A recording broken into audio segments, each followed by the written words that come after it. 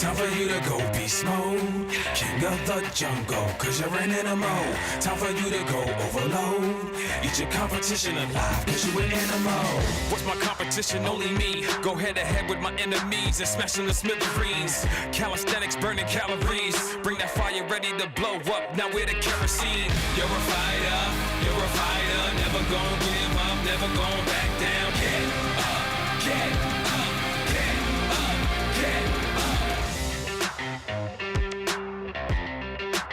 Welcome into the Friday Night Blitz. I know that music that's been stuck in everyone's head for almost 2 months now. It's week 7 of high school football. Tyler Cash joined as always by Nick Luttrell. Nick, what a week. Yeah, man, we're so close to getting ready for playoff action. I know there's that common saying where all these games are important for playoff implications, but after tonight, only 3 games remain until playoff play start, so it's getting a lot more exciting. And to talk about exciting games, we start with our game of the week. And the big storyline for our game of the week tonight between Quitman and Mayflower is a battle that would be won in the trenches. But is that actually what our highlights show? Let's take you out to Mayflower and show you how things got going.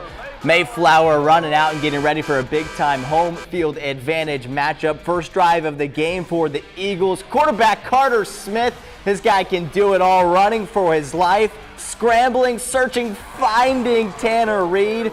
Reed picks up the first down. We'll hear his name. We'll hear that connection coming up a little bit later. Speaking of later, Travion Williams right up the middle. 3 touchdowns on the night for the running back for Mayflower. He scores. They go up 6 or 7-0. On the ensuing kickoff, Joel Atwood, receives it, makes one guy miss, and yeah, he is gone. Quitman cuts the deficit to 1 with that score on the kickoff. A few minutes later, Mayflower trying to respond, and they do so. Smith again to his guy Tanner Reed. I told you they would connect. Reed gets him inside the 2 or 3 yard line. He's fired up, and why not? Mayflower, a play later, Travion Williams punches it in, his second score of the game, 14-6 Mayflower. Second quarter action. Eagles driving again. Cade Cowdery up the middle inside the 20, and then right after, let the quarterback keep it to himself this time. QB1 Carter Reed scores from 5 yards out. Eagles dominate. They'd go up 21-6 after that. Final score, 34-6. Mayflower takes down Quitman. Mayflower staying perfect on the year. We know where they'd like to end up, though, and that's War Memorial Stadium. It's where everyone wants to end their season. It's where Little Rock Catholic gets to play, well, every single home game. Hosting Sheridan in front of the student section in pink at War Memorial tonight. Catholic already down a touchdown, but Phillips Blair, quarterback keeper, gets through the line, breaks a tackle, carries another guy for 10 yards. They're in the red zone, and then, well, ride the horse that got you there. Blair, another QB right up the middle. He's in, and we got a tie ball game. Sheridan's got this guy, though. You might have heard of him. His name's Zay Stevens. He can do things like this. Rolls off the entire defensive line, breaks a couple more tackles, finally goes down inside the 5 yard line, and then, well, he's going to punch it in himself to give the Jackets another 1-score lead. Sheridan gets a stop, and here comes their offense. Easton Barksdale at quarterback finds Walker Shields. He finds the sideline, and then he's gone. Nothing but green in front of him. It's a 2-score Sheridan lead in the second quarter. Catholic, though, trying to make this one interesting with the same guy, Phillips Blair. He's the quarterback, but you see nothing but using his legs here. Gets him down inside the 5. They would score, but Sheridan would score more. Barksdale to Dylan Smith to the end zone. Sheridan wins 51-36. All right, from the Class 6A to the 4A2, Heber Springs on the road taking on Little Rock Hall. We start in the first quarter. Heber Springs on the offensive attack, already up a couple touchdowns. Lackland Tubbs to Seth Dudick. He catches it, gets him inside the 20-30 yard line into the Panthers territory, into Hall's territory, a little bit later. That would help set up this touchdown run by Aiden Isam. Panthers would go up 28-0 to the second quarter. More of the same feed, Isam. That gives Heber Springs the 35-0 lead. They just keep pouring it on the Warriors. Tubbs again to Dudick. Dudick all the way into the end zone. Not quite. He stepped out right before. But yeah, you know what's about to happen. Heber Springs, a play or two later, they convert, they get the touchdown, dominating win, 56-0 shutout win for Heber Springs. All right, some fun games there, but mostly big scores, blowouts, that kind of thing. That's not the case across the board. We've got some small school action, some big school action. We're going to go 2A through 7A. Multiple games coming down to the final moments, one even in overtime when the Blitz returns.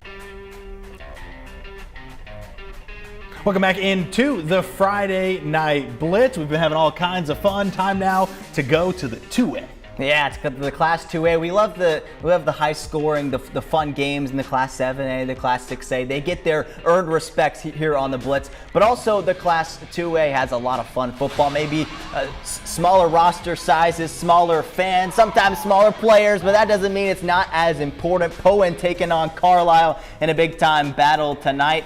First half action, Carlisle getting it going with Jaden Elliott, the speedster running back around the edge, picks up the first down, but a play or two later, Carlisle coughs up the football. Poen recovers. It would send the ball the other direction. A little bit later, Colt Barrett, their quarterback, has been sensational all season long, finds Anthony Harness. Harness gets a first down. They would later score to take the lead. Carlisle needing a response, and they get it from the other Elliott. That's Josh. The Bisons go up by 1. Poen back on the offensive tack. Barrett, the little pump fake. Yeah, that worked. Walker Smith coming away with it to re-give Poen the lead. Can they pull off what would be a little bit of an upset here? But the scoring for the first half isn't over. This time they give to Remington Glisclair. He uses some downfield blocking. He scores to end the first half. 14-14 was the score at the halftime break.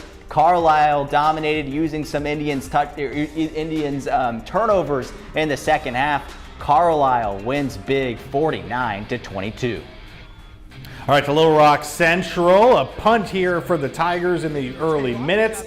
Razorback commit Tay Lockett fields it for Conway. Fields the bouncing ball, but then he is gone. 6 points for the Wampus Cats to start a barrage of scoring. Conway wins 52-7. And stay in the Class 7A Central. Two teams at the top right now. It's Conway, which we just saw. Also Bryant, the Hornets taking on Little Rock Southwest. How about the play? The punt return from Jacob Boone makes a couple guys miss. Speed it up. He sees green grass. He sees bluegrass.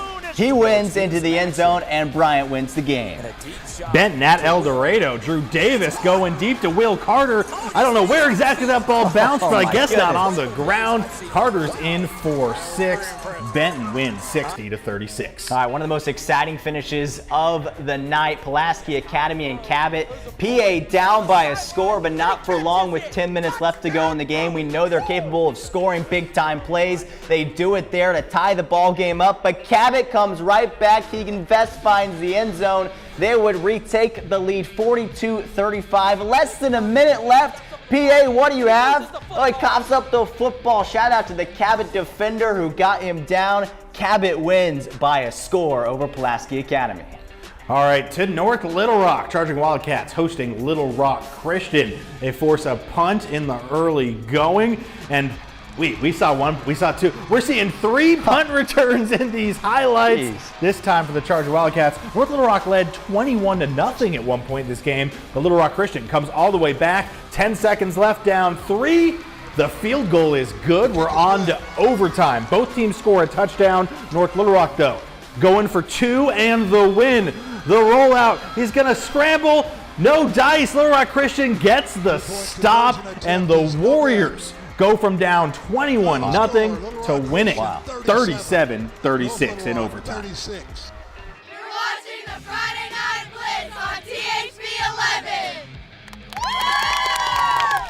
All right, we showed you a lot of games there, but in case we may have missed your team, you can be sure to text scores to our number 501-376-1111. That is the exact thing that you text us is scores. We will send you a link to where you can see all the scores, including your favorite team, to check on how they did tonight. Once again, scores to 877-376-1111. Nick and I are going to be up there ourselves. We will try to at least stay dry. I mean, look, they're honoring Darren McFadden at halftime. Cool. It's a top 5 team in Fayetteville. I don't think they will fully rain on the parade. Yeah, hopefully not. We got to get ready, though. We're bringing a tent. We're bringing multiple umbrellas. So we're ready. Hopefully the team is prepared. They don't really need that while playing. They just need to hold on to the football. That's something that they really struggle with without it raining. So now you throw in some rain. The football is a little bit more wet than it normally is. Arkansas needs to be careful of that if they want to have any chance of upsetting a really good Texas A&M team tomorrow afternoon. But hey, rain makes things weird. This game is always a little True. weird. It'll be close, probably. Little weirdness might be just what Arkansas needs. All right, 2:30